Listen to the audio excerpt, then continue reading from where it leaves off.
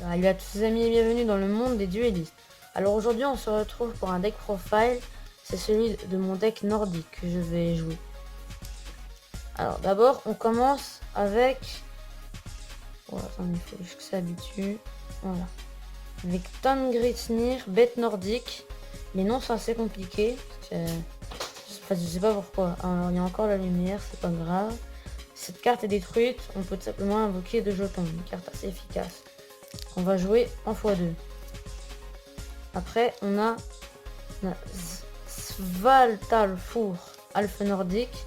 Lorsque cette carte invoquée normalement, vous pouvez cibler un monstre nordique dans votre cimetière, ajouter la cible à votre nom, qui est très efficace. Cette carte, je vous laisse lire son effet si ça vous intéresse. C'est Valkyrie ascendante nordique. Là, on a Vanadis ascendante nordique, que je vais aussi vous laisser lire son effet. Moi, je n'ai pas les effets trop longs. Après, on a cette carte, Mara Alphe nordique.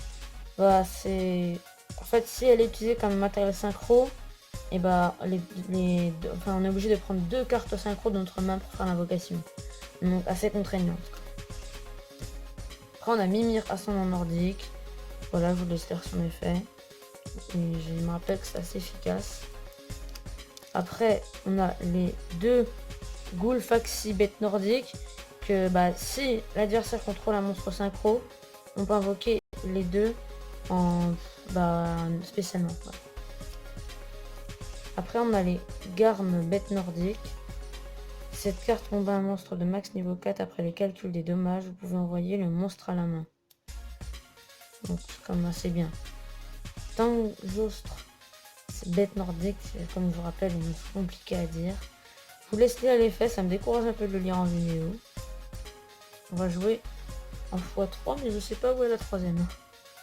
Après on a Dverg Alphe nordique, je vous laisse aussi lire son effet. Il y a peu d'effets longs, mais il y en a quand même. On a Jossaflour Alphe nordique. Lorsque cette carte invoquée normalement, vous pouvez cibler un monstre face recto que vous contrôlez. Cette carte exclue, invoquez spécialement un monstre nordique d'un niveau inférieur ou égal au niveau du monstre face recto depuis votre main. Très bien. On joue en x3 et voilà ce que je vous disais qu'on allait jouer en x3. Après, on passe aux magies pièges. Donc d'abord, on a l'autorité solennelle.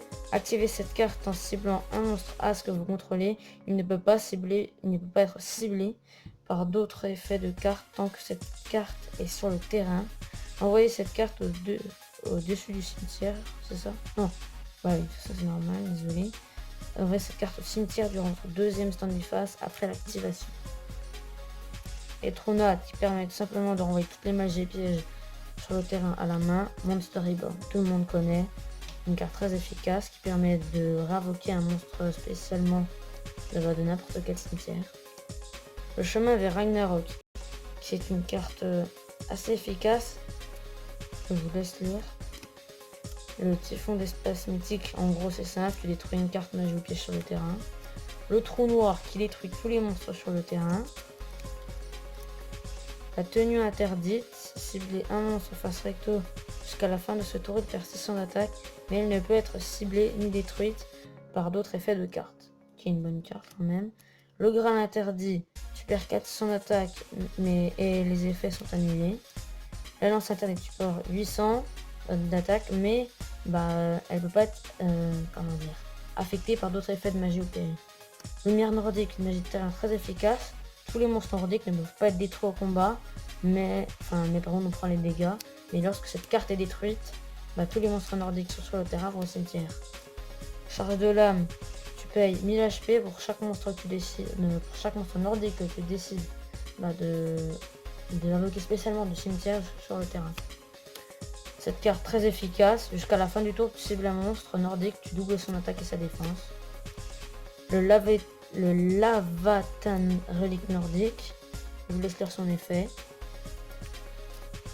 Le Gunki relique nordique, tu cibles un monstre as ou nordique, tu le bannis, tu détruis un monstre adversaire et à la main de phase 2, tu remets le monstre banni. Cette carte que je vois en x3, le Glenpnir chaîne de Fenrir, elle permet d'aller chercher un monstre nordique et de l'ajouter à sa main. Le Bracing Kame, une relique nordique. Si la monstre recto que vous contrôlez, un monstre, enfin, sache qu'à la fin de ce tour, l'attaque à la première cible devient égale à l'attaque d'origine de la seconde cible. Et le définir relique nordique, je vous laisse faire son effet. Donc, on va passer à l'extra deck. On joue une seule lien. La Goulvée ascendante nordique, je vous laisse faire son effet, ça vous intéresse. Et voilà, ou ça veut pas. Désolé parce qu'à chaque fois on est obligé d'habituer. Après, on va jouer le Léo, le gardien de l'arbre sacré. C'est un monstre intimidateur et un monstre intimidateur. Vous pouvez, enfin, votre adversaire ne peut pas cibler cette carte avec des effets de cartes, sauf durant votre main phase 2, qui a quand même beaucoup d'attaques et défense. Biche des dragons diaboliques, je vous laisse lire son effet. On a le Bilzeuse des dragons diaboliques, je laisse lire son effet. Dragon de ferraille que j'adore, je vous laisse lire son effet, comme ils sont très longs, on va pas les lire en vidéo. Après, on a le dragon corail que je trouve une carte magnifique, qui a un long effet efficace. Dragon de l'ascension céleste, elle gagne 800 d'attaque pour chaque carte dans ta main. C'est une bonne carte. Après on a le Seigneur des As Thor, qui est une bonne carte, je vous laisse lire son effet, attendez, voilà. Après on a Odin, Dieu des As, c'est une bonne carte, je vous laisse lire son effet. Et la dernière, Loki, Seigneur des As. Donc la vidéo est terminée, si celle vous a plu, n'oubliez pas de lâcher un like et de vous abonner. Et c'était la fin de cette vidéo. Salut!